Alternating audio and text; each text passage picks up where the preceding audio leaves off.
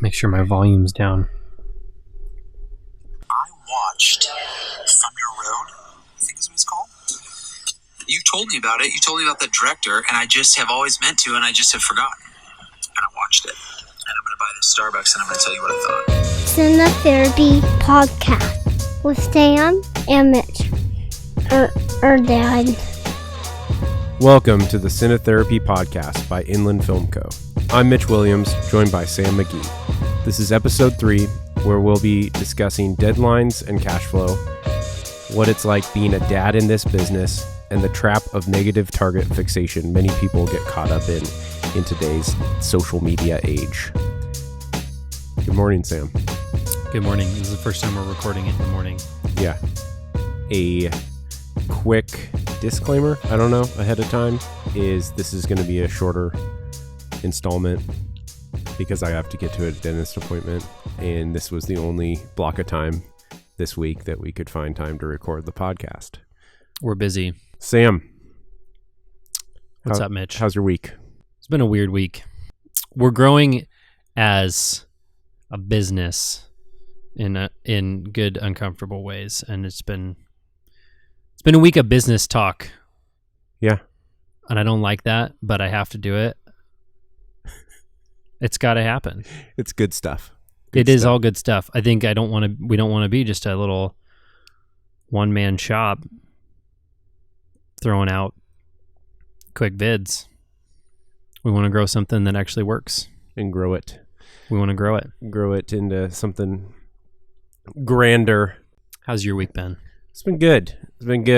I gotta be honest, I've been convicted as a dad a little this week. I've been a little short with my son, and I found that the times I'm being short with him are when he wants my attention around whatever I'm doing. Like, he wants to be involved. Yeah. And to me, I'm taking it as dude, just let me finish whatever I'm doing. It's like he's trying to get in there with me, and be involved. And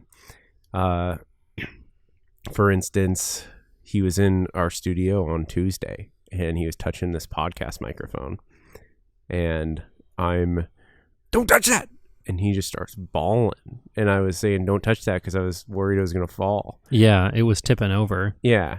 And then when I realized he was super sad, I hugged him, told him I was sorry, and asked him, if he was okay. And he goes, yeah, I just wanted to do the podcast like you. And then I almost started losing it myself. So I set him down on a chair because I figured that would be a little more comfortable. Yeah. For me, knowing that he's not going to hopefully pull the microphone down to the ground. And then he just gets straight into the microphone and he goes, podcast with Sam and Dad and Mom. And he was sad while he did it. And Papa and Grandma Judy.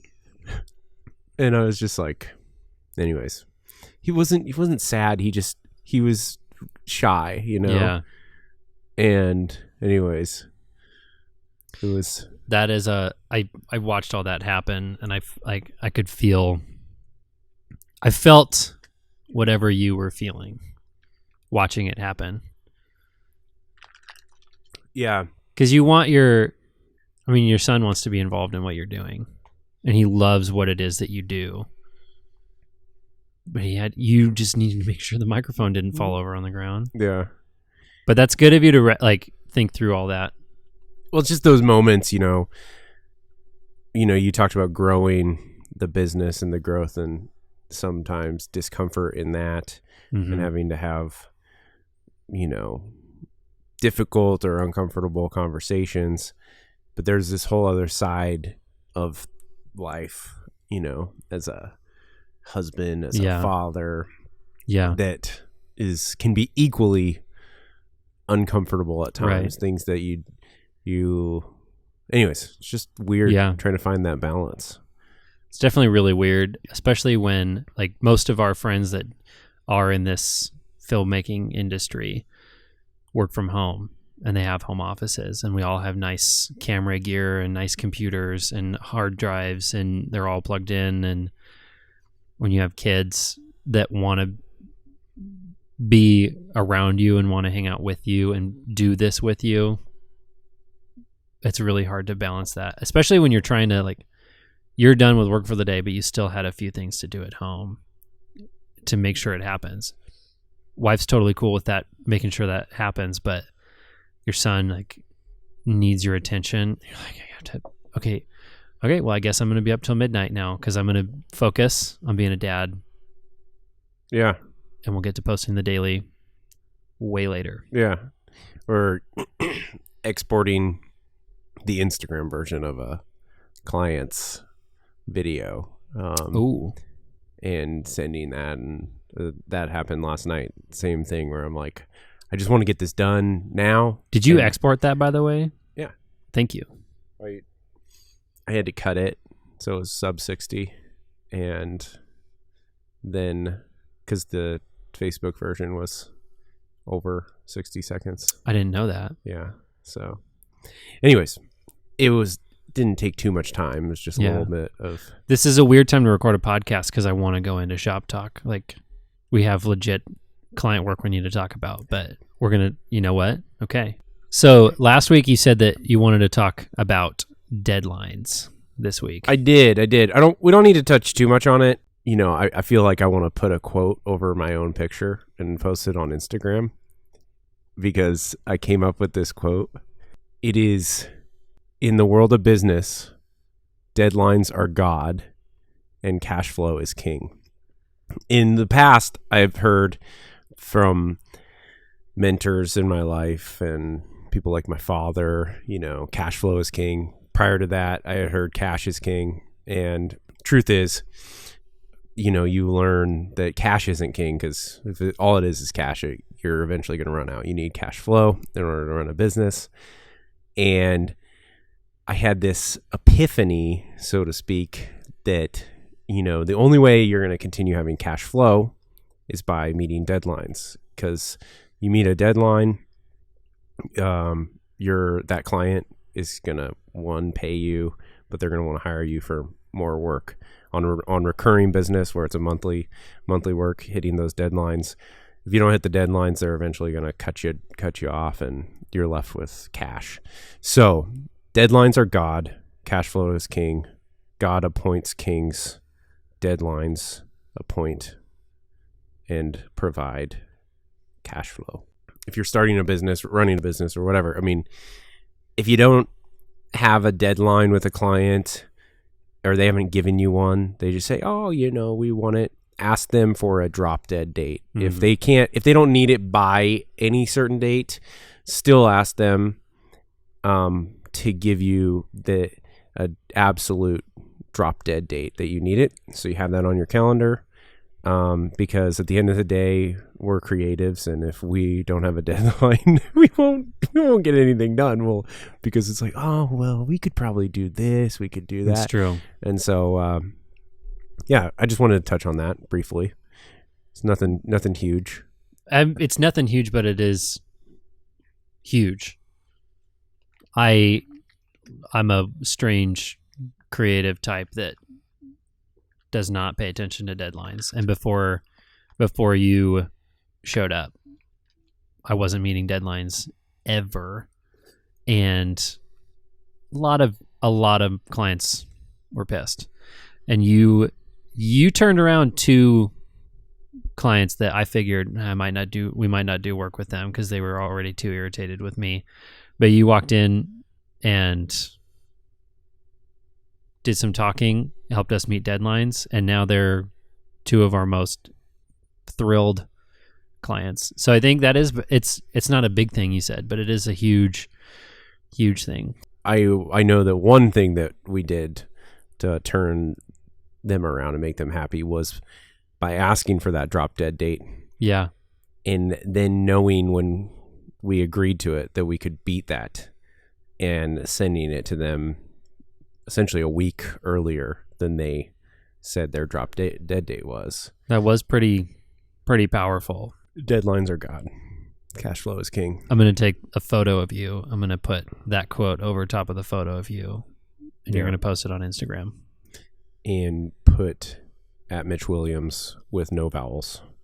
I want to clarify pushing something out. When I say pushing something out, I listen to myself and I realize that could mean pushing a date out.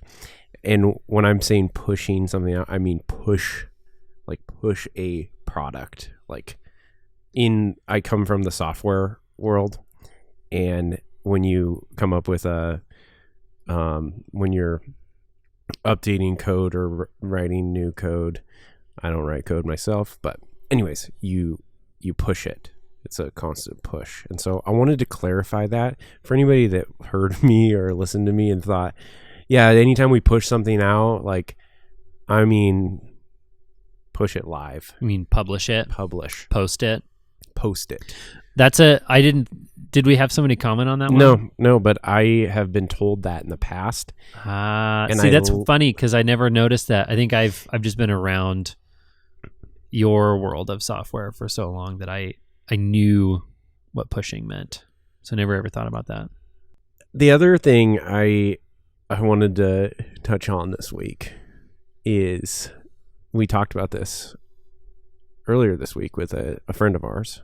Looking outside of your business or looking outside at what other people are doing and spending so much time, potentially worrying that you either get their attention or just dwelling on what other, I guess, people are doing.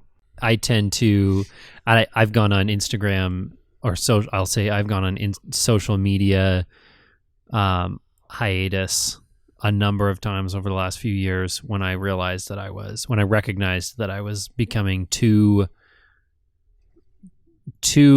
caught up in what everybody else was doing, caught up in everyone else's, I think hustle might be the right word for me. I noticed that so-and-so is working on this thing and they keep posting about it, and I get tied up in mentally and emotionally the thing that they're doing and posting about, and I think, oh my gosh, they've made it, they've got a cool project, they got the cool new camera, whatever. And then I notice it when I come in here that I'm not focused on what we're doing. I don't give us the creative and emotional and mental capacity that we need to actually do what we're doing. I forget that what we have going on is phenomenal for what we need to be doing. And I imagine where you would go with this is we've been talking about, if you want to accomplish a goal, you can't be focused on the thing you want to avoid. I was speaking of, in this conversation that we had, of negative target fixation. Yeah, that's what I was going at, man. Yeah. And that's my problem. Well, I think a lot of people in this world, in this day and age, social media, I don't think it's just your problem. I think we all struggle with it in some way, in the world of moms look at other people's social media pages and they think they're the worst mom in the world because they're not doing X, Y, or Z with their kid, or they haven't taught their kid this. Mm-hmm. In our world, this is Cinetherapy. That's the podcast. I think it's important to discuss these kind of things. And in our world, we, so many people are out there doing this. I mean, and it's awesome. I mean, we live in a really cool time. And if we focus too much, though, on what other people are doing, then in the negative target fixation, that phrase or whatever, that idea, Tiger Woods was asked, how do you hit it on the fairway? How do you miss the traps so often? And his response is, he said, I tell myself, hit it on the fairway. hit, or on the green, and not, don't hit it in the trap, because if you're too focused on like don't doing something, your eyes are on that thing that you don't want to hit instead of on where you want to hit it. Yeah. And in the world of race car driving, if you see a wreck in front of you and you focus on the wreck, and this is the same for any driving and on the highway, if you keep your eyes on the wreck, you're going to end up part of the wreck because that's where your eyes are. And you and this friend of ours who's also in the marketing social media world had this discussion, and my thoughts are, who cares? So, at the end of the day, I think even if you're listening to our podcast, like I don't want, or you follow us on Instagram and watch our dailies or whatever, I don't want you to invest so much time worrying that you're going to get noticed by someone like us or whatever. Because at the end of the day, we're sitting here talking about these things too. Yeah. And we try our hardest to, reply and be kind and make sure that we're giving people any sort of attention back. But we're trying to run a business as well. Right. And we're trying to keep our focus on moving forward. Yeah. We've gone into some really deep topics for this short one. If I am on social media hiatus, I don't announce it to the world. I just delete the apps off my phone and tell you that I can't post for a while because I need to not. You know what? Jim Carrey is all over the place right now because he's been on talk shows talking about this kind of a thing, negative target fixation. He said when he was just starting out, he was broke living in LA. He wrote himself a $10 million check and focused on one thing and just focused on working his butt off so that he could cash that check in for himself. And it wasn't about the money. It was more just about giving him a reason to work. And he set that check for like 10 years out, and it was within, or maybe it was 5 years out, within like a couple months of the date that he wrote that check to himself, because he focused so hard he wasn't focused on everybody else, what everybody else was doing. He was focused on his own work. Like a couple months before the day that check was dated for, he finished whatever his first movie was, and he made $10 million. And it was like the realization that if he just focuses on his own path, and he's not bummed out by the fact that everybody else around him is being successful, it worked out for him. That's a cool story. I appreciate that type of focus. I think the only way you are ever going to, I'm sounding, this is redundant, repetitive, whatever, but the only way you're ever going to make it from point A to point B is by focusing only on point B. And there might be like C or whatever, like all these other things, obstacles and whatever, but you have to focus exactly on where you want to go, what you want to do. And it makes me sad to know that some, like, certain people, and like even sometimes when you talk to me about it, like with you, like it makes me sad when someone else's, recognition, I don't know, that their awareness of you or their recognition of you or whatever, that can cause people to feel so like crippled or down, or like that they can't move. And I find that I explained it to you this way, that if I spend so much time worrying about what so-and-so thinks of me, or so-and-so, like if they think that our work is good, or if they, comment back and retweet, share, or whatever, if I care so much that they do that, or that they give me more than a one-word response on a message or on a comment or whatever, then I'm going to sit there and be angry potentially at myself because I'm not enough, like that I don't add up, or I'm going to be angry at them.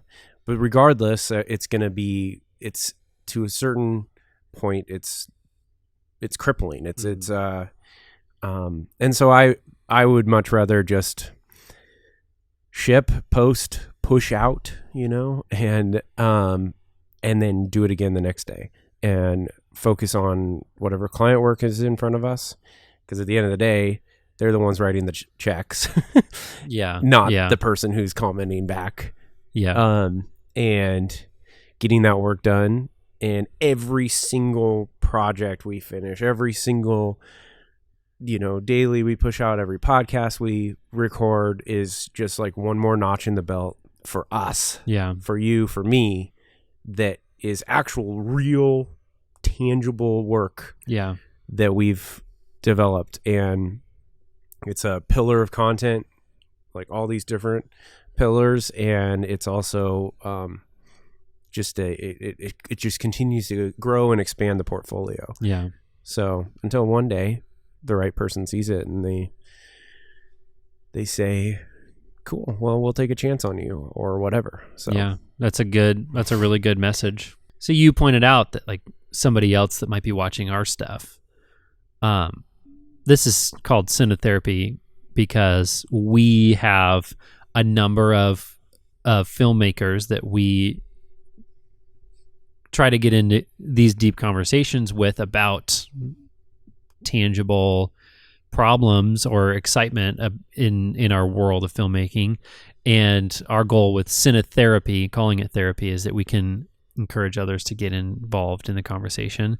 And I think one of the coolest things about social media, I know I like to talk about going on hiatus, but I've noticed that we've had really incredible interactions with other filmmakers in similar venues as us from all over the world because somebody saw our stuff and thought, wow, that's really cool. That's awesome. And then they sent us a message and it just sparks a conversation of common interest. Mm-hmm. And it's funny to think that we'll reference, like, for instance, there's Zach Trinka, some dude in New York who we use a similar camera, and we started talking one day on Instagram, and now we talk about him sometimes in the studio as if we've met before. We know him. We know him. We just hang out. Exactly. We hang out. We're friends. But it's just we've maybe messaged each other once or twice, and now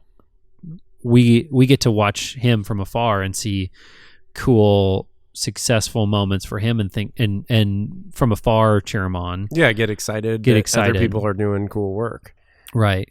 Getting to play with cameras that are awesome and on projects that are big budget, it looks like. Yeah. And we wrote, I think we messaged him one time because it looked like in one of his posts on an Instagram story, it looked like he had either a LUT on his monitor while he was filming, or maybe you thought maybe he took the final shot and photoshopped it onto the picture. Yeah. But it's because I asked him about the LUT on his camera or on his monitor, that the next day I walked in and I exported a LUT that we use pretty commonly in our stuff. I exported it from Premiere, figured out how to put it on my monitor, and we went to the shoot that day with a LUT on the monitor, just because and it's been awesome to have that on there, just because we saw that picture that he posted on his story and thought, oh, that's a really great idea. Yeah. I know we can do that. I am because we are. I am because we are. African proverb. I like that you brought that up because it makes me, I think that's the alternative. The alternative to, if you're going to focus on other filmmakers or other people in whatever business you're in or whatever, I think it should be your focus there should be around wanting to cheer them on and watch their, career unfold and blossom and grow. And, but if I especially encourage anyone who I talk to about this to not feel like, oh, that project should have been mine, or what if we were to do that, or we'll never be able to work on a project like that. And it's it's crippling. You won't work on a project crippling like that if that's what your mind is telling you. Yeah, that's the essence of negative target fixation. I think there are a number of projects that I've seen other people work on that I either thought that should be mine, or I'll never be able to work on a project like that. And if I really sat down and evaluated the kinds of projects we've been able to work on in the last couple months, I'm pretty sure me 2 years ago would have saw what we're working on now and thought, I'll never be able to work on that, something like that. And it's because I got out of the negative target fixation and just focused on the opportunities in front of us and the next one and the next one, and just focused on growing ourselves, focused on learning new things and making new connections and taking every opportunity with a new client to really hone in on their message. And 2 years flew by and I realized, man, we've really grown and worked on some cool things, and we've watched other people around us grow. I probably got another 15, maybe 20 minutes if I want to push it. You got the gear? Can't really think of anything. I'm going to say it. Hey, Mitch. I'm going to say the Sony FS7, just period, the camera. Yeah? Yes. And the reason is because, one, we've gotten beautiful images and out of it. I think I'm really impressed with the footage we collect and what we're able to do with it in post and whatnot. And plus the frame rate is faster than... The frame rate's so much faster. Which is slower. But anyways, I'm teasing on that. So I want to give a shout out to the Sony FS7 because it's lived through the most horrific things that I don't think the C300 would have. I don't think the C300 or the Blackmagic or some Mini Pro or whatever Panasonic's is. I can't. Yeah, this camera has broken the Metabones attachment, but the camera, the lens mount. Thank you. On the camera, and the lens was fine as well, but we broke the Metabones.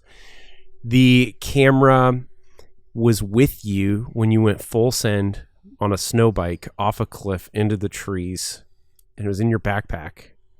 Still, and that camera is still, number one, the camera didn't break my back, and number two, the camera still lives. Yeah, and I mean, you broke your leg pretty bad. Yeah, but at least I got a Jerry of the Day sticker out of it. Yeah, you did. We were filming at a hospital, and you set that camera down with was it the 50 to 100 or the? You know what? It was the 50 to 100 because that one doesn't have the mark on it. So you set it with the 50 to 100 down on a bench, and the bench was not a hard bench. It had a cushion on it. And I watched from a distance, too far away for me to be able to save this, of that thing nose diving right into the tile, and camera was fine. Lens was fine. The lens has the tiniest little white scuff on it, but that white scuff is because it took out a chunk of tile. This camera and these lenses are monsters. Yeah, they're bulletproof. So that's what I'm looking at the camera, admiring it now. That's a good point, because I think I'm always questioning whether it's the right camera, because you read specs and you listen to tech reviews about file types, and I think more and more.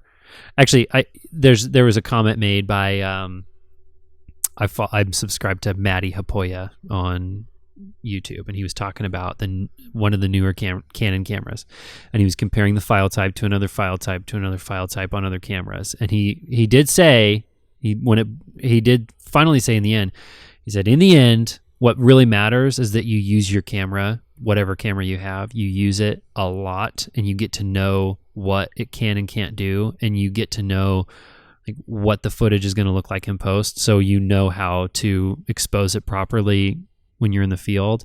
And that statement, I'm so thankful he said that, because it took me out of whatever camera review I was watching, and it made me realize that the most valuable thing is that you understand the camera, your camera. And I think we've really gotten into a rhythm of understanding like how to make it look the way that we want, because we use this camera all the time. And I'm so happy with the file type and the S-Log and the size of the footage. I mean, that's a good point to bring up. I think we made a good decision in that camera. We don't need an FS5 with Mark II with an Atomos. Yeah, we do. Okay, I guess we do. Maybe we do. We'll talk about that when we get it sometime. If you watch these on YouTube and suddenly you notice that there are multiple camera angles and not just one, may or may not be because we got an FS5. Last week we talked about a director that you were excited about, and you mentioned Jim Cummings and you mentioned Thunder Road. And since you mentioned that, we've had at least 3 or 4 people comment on the fact that they either watched the short or they recently started following Jim Cummings on Twitter and said, who is this guy? And we were at Zona Blanca. Again, let's bring it back to Zona Blanca. Yep. We were in Zona Blanca the other day, and a friend of mine that I haven't talked to in a while walked in for a beer and said, hey, have you heard anything about this Thunder Road that's coming out? And I just, perfect opportunity. Yes, I have. Have you listened to our podcast? Because we talked about it. I mean, we're still excited that it's coming out. Totally. And there's a article, I've not gotten all the way through it, on The Ringer about him that he was interviewed. Awesome content. I mean, we've talked about negative target fixation today, and one of the things he talks about was starting his career as a filmmaker, because he had worked on that College Humor, and he worked on a bunch of other, he was a line producer and some other things. Yeah. He had done some other commercial work type stuff, and he was super depressed, thinking he was never going to make it, and he was never going to. Wow. And that's when he said, I'm just going to make a short. And he set a month and a half aside to write, location scout, and direct and shoot a short. And that was that was the start. I haven't gotten all the way through it. Holy cow. He was super down, super depressed. And part of that was him looking around the world, thinking to himself that he wasn't enough, he couldn't add up, and he just had to go out and do it. Wow. And to me, I was like, see, it's cool. Just That's go incredible. Do it. Just go do. Didn't he tweet the other day, what are you doing this weekend? Make your short. Yeah, go. Yeah, what are you doing on Saturday? Make a short. Your clock is ticking on number 2. Not like you need to take a number 2, but... Well, I just finished a whole cup of Vessel coffee. I probably do need to take a number 2. No, we have kid number 2, and we are so close. Emotions, tensions are high in our house. We are so close. We spoke about Jim Cummings again. Any other filmmakers? Dude, I've been watching Harry Potter. Nice. I mean, it was that kind of a night. A few nights ago, we were either going to start. We needed something, and it was either going to be start a Harry Potter, one of the Harry Potters, or watch Lord of the Rings. And we went with Prisoner of Azkaban. My Blu-ray disc set, or whatever, of Harry Potter, I think I loaned to my brother and his wife. Yeah. My brother and sister-in-law.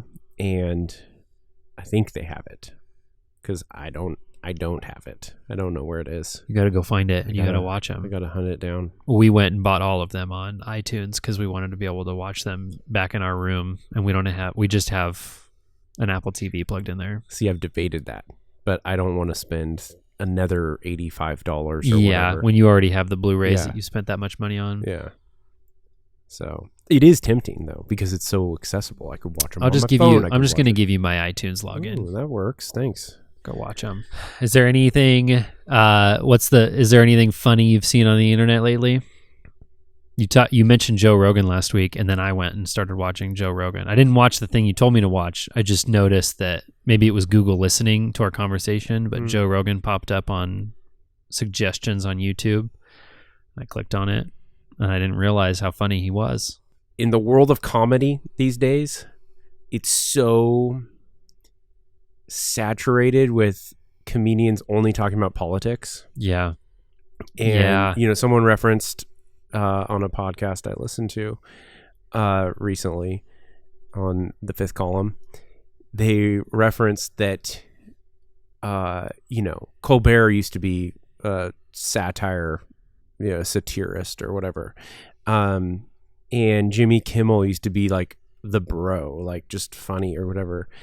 And now it's all these comics are supposed to be some sort of comedians are only talking about politics. Yeah. And it's like they're all doing it it seems like they're more focused on those little snippets of politics going viral on their social media platforms than they are on actually like getting up and doing something. Yeah. It is. So I think the reason I said the Joe Rogan one just made me laugh is that I was so yeah. And that's another thing, that negative target fixation that we could dive into, is this world of politics on social media. Everybody's all they focus on is that. And it's like, just put your head down and do your work. Not that you should put your head in the sand and act like nothing exists, but we should totally dive into politics on this podcast. Yeah, totally. Anyways, I think that's a good length today. I gotta go to the freaking dentist. You go to the dentist. I'll finish working on some videos, some films. You corrected me. I did, and now I feel embarrassed. You should. And then we got to shoot later today. We do. It's gonna go late into the evening. 6 a.m. Finish the daily. 9 a.m. Stop. Record our podcast. Stop. This is what I ate for lunch today. Next week, join us as we talk about some stuff we haven't thought about yet to prime in this episode's outro bumper. And that's a wrap.